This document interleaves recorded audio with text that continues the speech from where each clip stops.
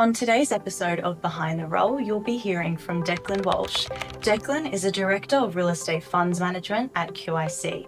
He's had over 18 years of experience in the real estate industry, previously working at ADIA, Abu Dhabi Investment Authority. We hope you enjoy today's episode. Declan, thank you so much for joining us today. Pleasure. Thanks for having me, Samara. I'm super excited to get into funds management, but before we start breaking down what is a fund manager, what do they do, what's a componentry of that, can you talk a little bit about QIC, what they do? Sure thing. QIC is a global alternatives investment manager. So we invest across a range of sectors, including real estate, infrastructure, private credit, private equity, including venture capital, and what we call liquid markets, just fixed income type products, completion portfolios, hedging, risk management, etc. We're a global business. We have offices in New York, in San Francisco, London, Copenhagen, Singapore, and Sydney. I probably left out one or two there, but it's a global organization. Most of our strategies do have a global lens. Real estate specifically is an Australian-focused strategy. Within real estate, we offer a vertically integrated service to our investors, which really lends itself to being a very local player. There's a common idiom that real estate's a local game, and we embrace that. And so at QIC, we do everything from property management, leasing, all the way through to funds management, treasury transactions. So we focus that on Australia. We look at a variety of sectors in real estate. We're very well known for our real estate expertise, but also have a long history investing in office. We also have a strategy to look at mixed-use developments.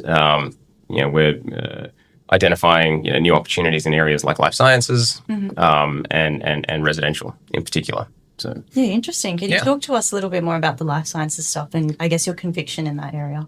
Yeah, it's a really unique sector. Globally, there's a significant presence in institutional capital investing in life sciences in the US in particular, particularly around the Boston, Cambridge, Massachusetts area. There's quite a well-developed life science sector in the UK around the research triangle from Oxford, Cambridge, and London. But Australia really hasn't got a sort of a well-developed institutional life science sector. There's a few reasons for that.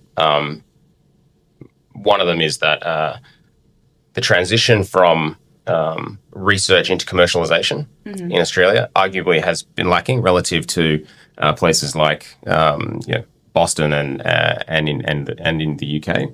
But we want to make a change to that, and we have an opportunity that QIC is currently managing in partnership with Queensland government research organisations, CSIRO, as well as University of Queensland, for a site in Brisbane, which could become what we believe would be the preeminent Australian life science precinct that connects transport. It's directly above one of the new Cross River Rail train stations. It's directly next to a major research hospital and very close to UQ, and the CSIRO has an existing research facility there. Yeah, so interesting. It's new, it's exciting, it's innovative. It's a few years away yet.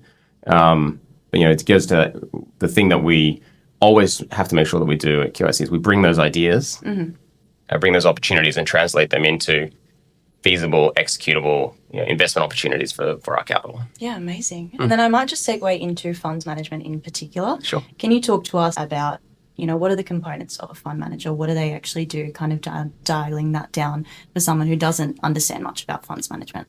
Yeah. So I think the most important thing to understand about funds management is that you are a fiduciary for other people's capital. We take capital from other people or from other organisations, in QIC's case, predominantly Australian superannuation funds. And it's our responsibility to invest that money on their behalf to generate the best risk-adjusted financial outcomes for them.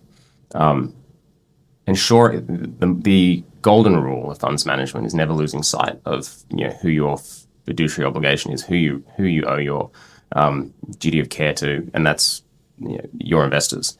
And while it may seem like you're investing for an organization, yes, someone might say you choose a superannuation fund. when you look through who that is, you're really talking about people. You're talking about people's retirement outcomes. You're speaking about the people that we see on the street, the people that interact with our assets, the people that shop in our shopping centres. In many instances, I would almost say most instances in Australia, are probably invested in the assets that we run for them. So that's sort of the foundation of what funds management is. Now, turn that into an executable sort of occupation.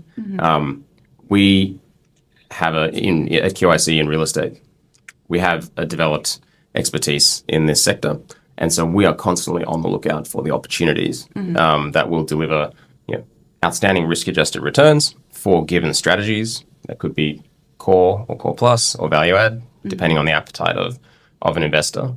And then we make sure that we can sort of structure those opportunities and find the capital that marries up with that strategy. And then we look to execute over time and deliver the returns for those people, for those organizations that which is why we exist. Yeah, great. And what characteristics do you look out for? Let's say if you're searching for a good acquisition opportunity, what are you looking out for? So the most important thing is identifying an opportunity, identifying an executable strategy, and then finding the capital that suits that opportunity. A good investment for someone may be a bad investment for another, depending on what the objectives that they're trying to achieve. Some investors have higher risk tolerances or objectives. Others would like a steadier, some core focused return. So making sure that you can marry up opportunity with capital and strategy is really important. So QIC manages a variety of funds and vehicles from core through to value add. Core being typically existing assets, extremely high quality, hold through the cycle, utilizing relatively low leverage.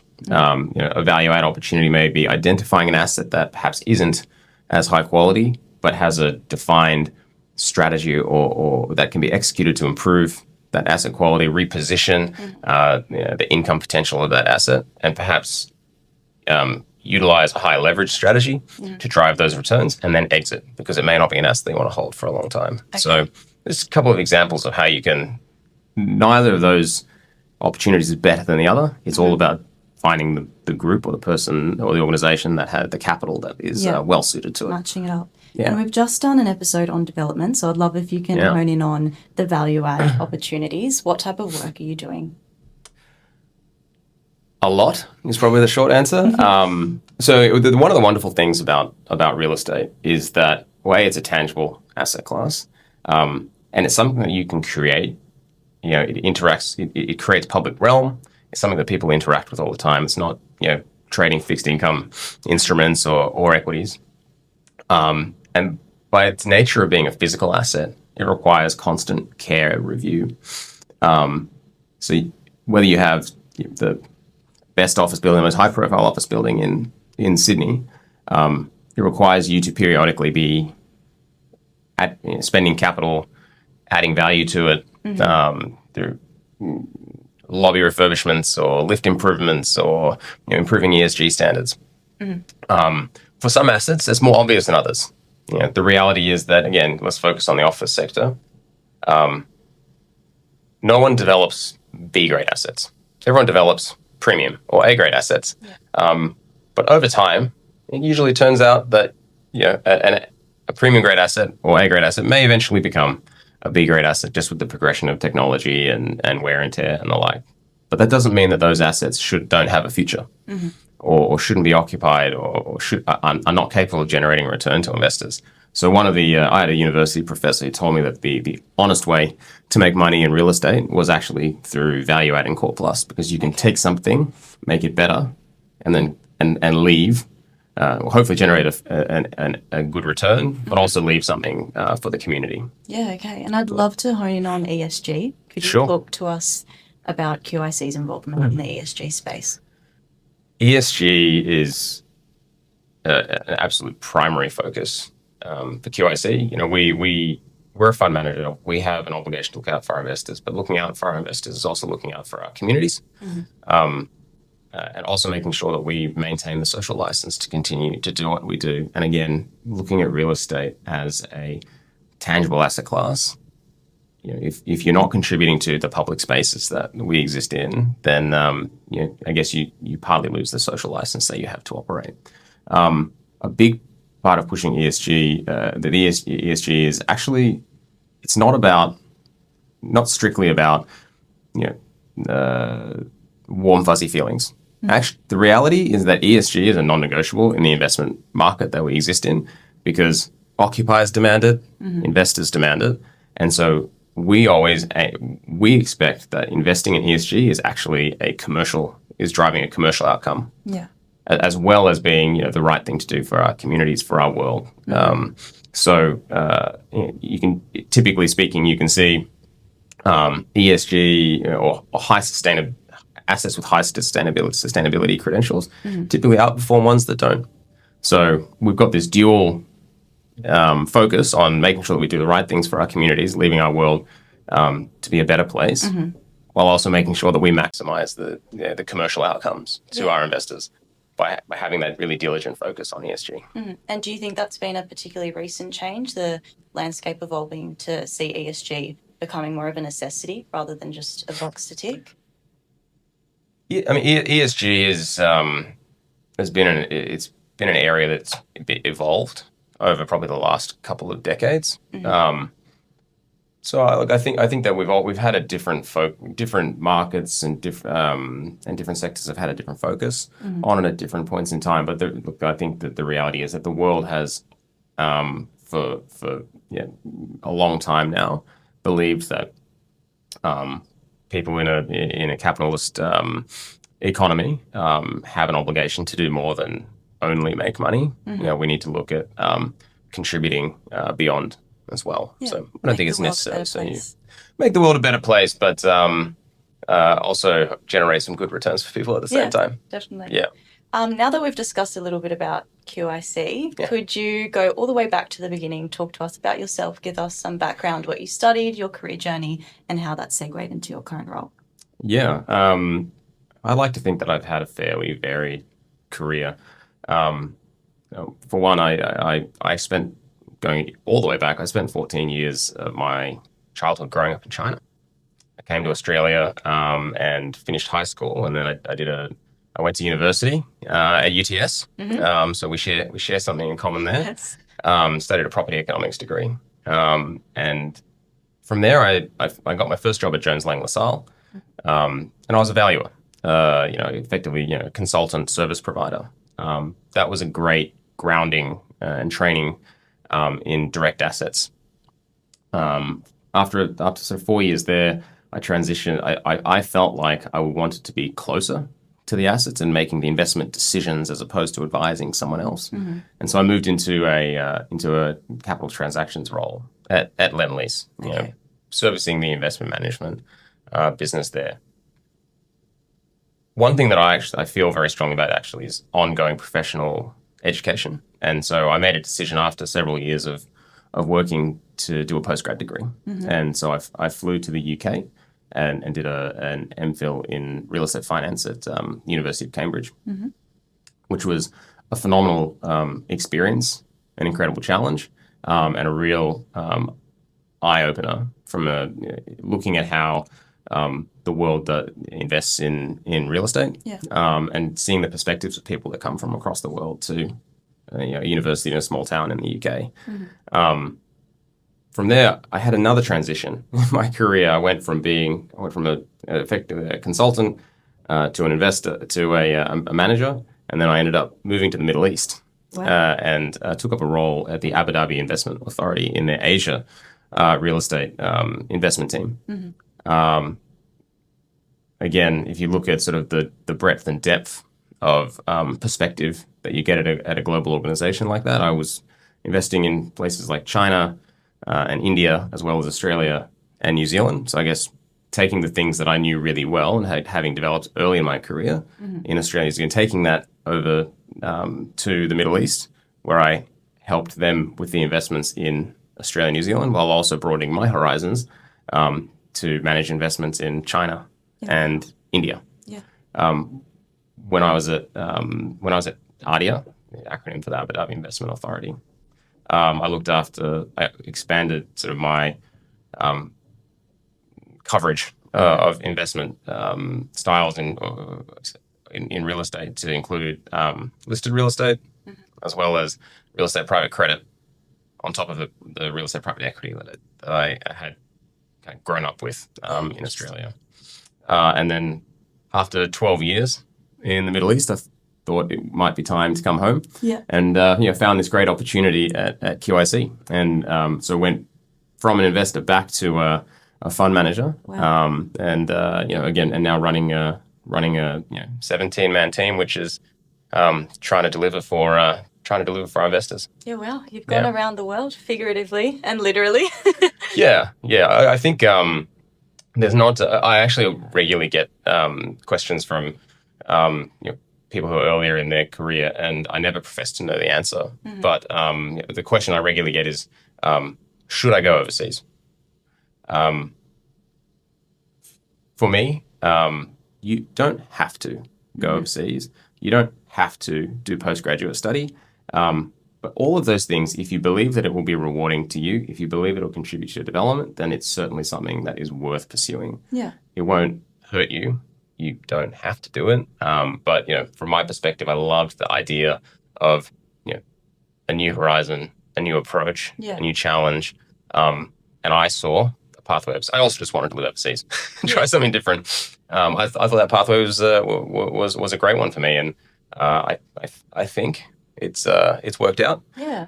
But I also see a lot of my peers, my high school friends or university classmates who've done exceptional things by following a completely different path to me. Yeah. So I guess if there's one thing I would say, it's there are many roads to success in your career. Take the one that feels most natural to you. Yeah, and individually, how do you think you benefited from moving around, accepting those challenges and new opportunities?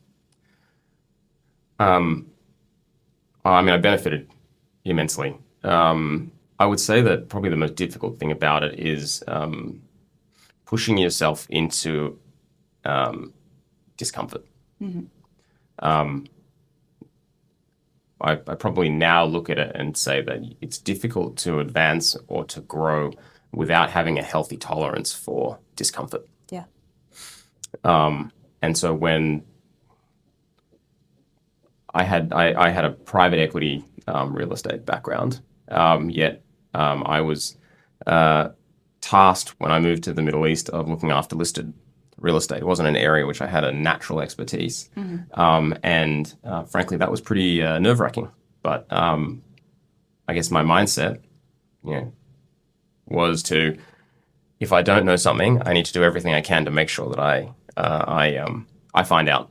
Yeah. I had this kind of still have this a bit of this philosophy that if you walk into a room and always assume that you're the dumbest guy in the room, then you're probably going to listen mm-hmm. and work harder and try harder to make sure that you don't come across as a fool. So I still sort of apply that philosophy today to an extent mm-hmm. To make sure that I'm always on my toes. But I think that the having a growth mindset, constantly challenging yourself, mm-hmm. is the key to sort of advancing your own knowledge, your own personal satisfaction, and having that drive to sort of constantly be uncomfortable with that change is something that would hold people in really good stead in their early careers and frankly moving through. I hope that I continue to have a high tolerance for discomfort, and it'll continue to serve me well as I see out the next 20 years of my career. Yeah, amazing. Yeah. And what would you say are some of the qualities that someone needs, I guess, to seek out that discomfort? I gave a presentation to, we have a real estate leaders forum at QIC, and I gave a talk with one of my executive committee peers about the growth mindset. Mm-hmm. The growth mindset is really about looking at opportunity, trying to think laterally, mm-hmm. trying to find the things and the opportunities to do things differently for a better outcome, a more efficient outcome. And so I think that identifying and focusing on how you can have a growth mindset. Don't ask yourself, Don't tell yourself that something's too hard. Don't use the excuse that we've always done it this way, therefore we can continue to do it this way, even if it works. Think about the ways that you can do things different. Think about how you can achieve things in a better way or achieve more. Even if you've done something really well, can you do it better? Yeah. That sort of constant drive and focus is, I think, will leads people to continued success. Yeah, always pursuing better. Yeah. Yeah, you've given us a lot of good advice to think about. I guess that segues into the next space, which is any opportunities at QIC, or how can students get themselves involved, get out there, or the opportunities available? Yeah, so QIC is constantly looking for the best young talent that we can bring into the business. At the end of the day, constantly having a pipeline of talent that we can bring into the organization will make QIC into a better place. We actually currently have we're taking expressions of interest for our early careers program, which is allows students in sort of the penultimate or final year to apply for an internship or a grad program. I'll share the link. Maybe you can provide that in the podcast notes after this. But the internship is structured as a 12-week program. You in one of the different sectors, the asset classes that QIC operates in. I highly recommend that everyone apply for real estate. Naturally, within real estate, there's a whole range of opportunities and different occupations that people can get their internship experience in, whether it's in asset management, whether it's in portfolio analytics team, whether it's the funds management team, my team, and all of those, the different. We don't look for a single type of person at QIC. We look at the strengths and interests and opportunities that we see for particular people, and channel them in the right way.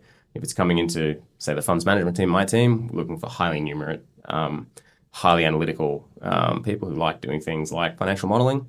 In our development team or asset management team, you need a lot of those skills as well. But if you have vision, creativity, love being in the depths of an individual asset as opposed to a portfolio. Yeah. That's that we look for people of a whole range of interests. The grad program, the internships can also then lead to ongoing sort of more casual employment during university. It's just subject to business requirements. Our grad program will be recommencing in the start of 2027. Amazing.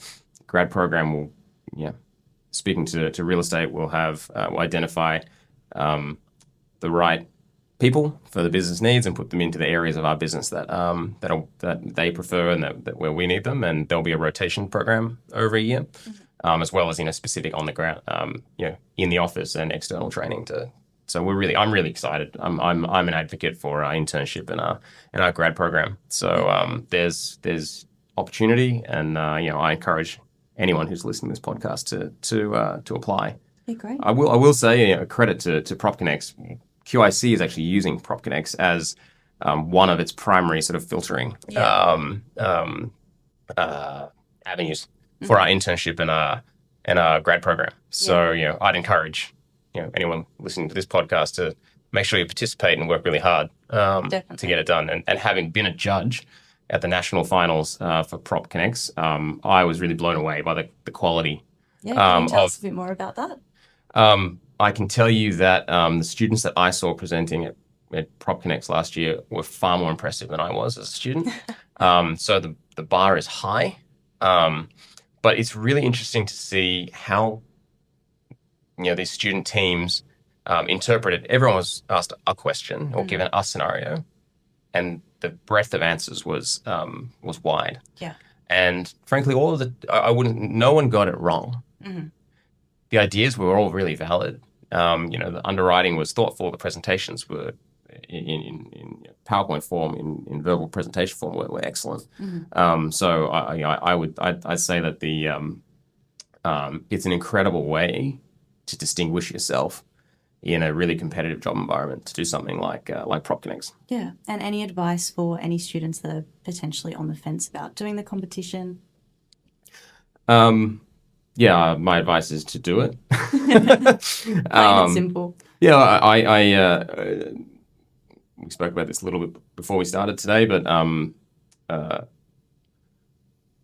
there aren't a whole lot. If you're passionate about the real estate industry, from my perspective, the PropConnex competition is the preeminent sort of case study competition in Australia, and the sponsorship that the validation of the sponsorships, corporate sponsorships that the competition attracts is sort of evidence of that. And so, if you're passionate about real estate, if you're passionate about investing, then PropConnex is a great focus for those students. Look, if you want to be a lawyer, if you would prefer to go into another, area of investing, private equity, funds management, banking, there are a ton of those, really high caliber, high quality competitions you can also do. But if you love real estate, you want to work somewhere like QIC, then PropConnex is a great place to start and a great way to distinguish yourself. Yeah, amazing. Well, I'll definitely be distributing the links for all the QIC programs. Good. But we might just finish off with, I guess, a last piece of final advice. Anything you wish someone had told you in your younger days? I'll give you two. Can I give you two? Of course. Okay. One is goes to specifically, I guess I call it a capability. It's not necessarily a technical capability, but it's really important to not particularly early in your career, not just learn how to do something, but learn why. In an investment role or an investment industry, it's super important to be able to justify why you do something, why you buy that asset, why you make that portfolio decision, why you choose that gearing strategy. Something that I ask everyone that I interview, junior, middle level, senior, is to tell me about an investment decision that they made and tell me why. Because fundamentally, what we need to do is make judgment calls based on analysis, based on experience, and based on our view of risk, to deliver financial outcomes for our investors. Anyone can create a DCF for an asset. Anyone can value a company. But if you don't know why or what it is exactly you're looking for, then you're just going through the motions. So technical ability is really important, but making sure you understand why you're doing something and why you're making a decision is ultimately important. From a personal perspective, I'd say that it's really important. The advice that I sort of wish I'd had earlier was to focus on myself, focus on yourself. That's the thing that you can control.